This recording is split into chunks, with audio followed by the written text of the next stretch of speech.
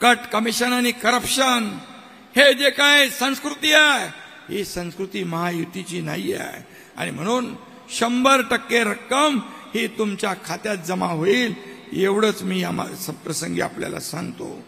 मी एवढंच सांगतो, देव मंदिरात नाही, देव देवाऱ्यात नाही, देव माणसातच आहे यावर माझा विश्वास आहे.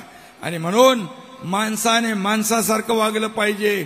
द्यायची दानत असेल तर पैसे कुठून येण्याचा प्रश्नच नाही आहे. आणि म्हणून आमच्याकडे नियत आहे, देण्याची दानत आहे. आणि म्हणूनच ही योजना आम्ही ही पुढे नेतोय.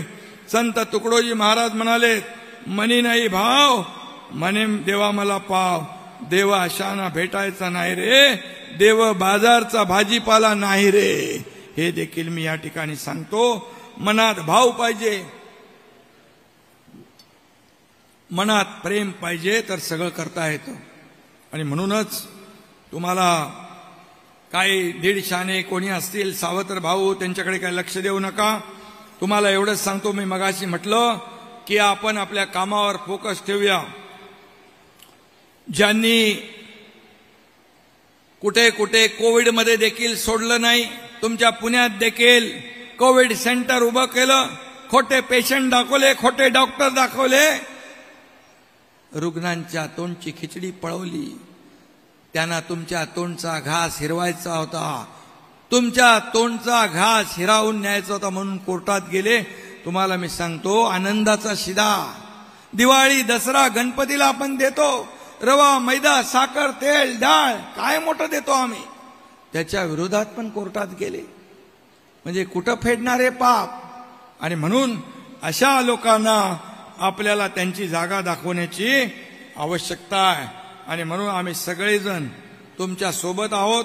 आपल्याला मी एवढंच सांगतो, मगाशी अजितदादांनी देखील म्हटलेलं आहे, अजितदादा जे काय रोकटोक सांगत असतात, मी आपल्याला सांगतो, तुम्हाला आता आम्ही 1,500 रुपये देतोय महिन्याला, भाऊबीज, वर्षाला 18,000 रुपये. ही योजना अशीच चालत राहणार आहे.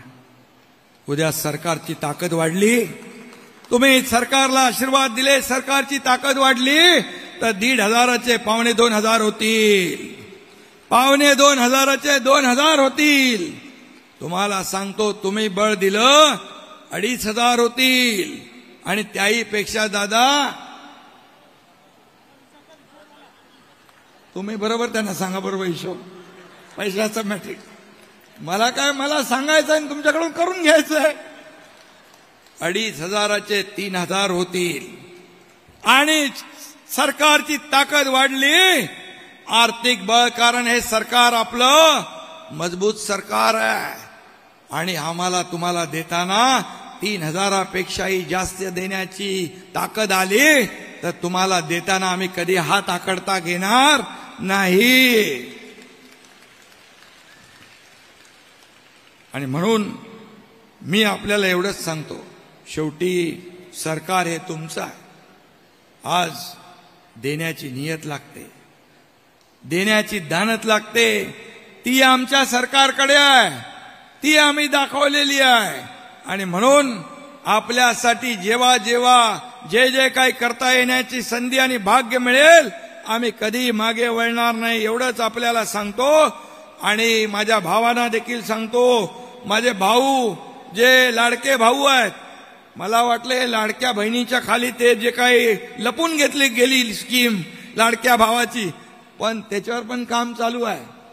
त्याच्यावर पण अनेक आपल्या लाडक्या भावांना आणि त्याच्यामध्ये छोट्या बहिणी पण आहेत, त्यांना देखील अप्रेंटिसशिपचे अपॉइंटमेंट लेटर 6,000, 8,000, 10,000 रुपये, ही देशातलं पहिलं राज्य आहे अशा प्रकारची योजना राबवणार.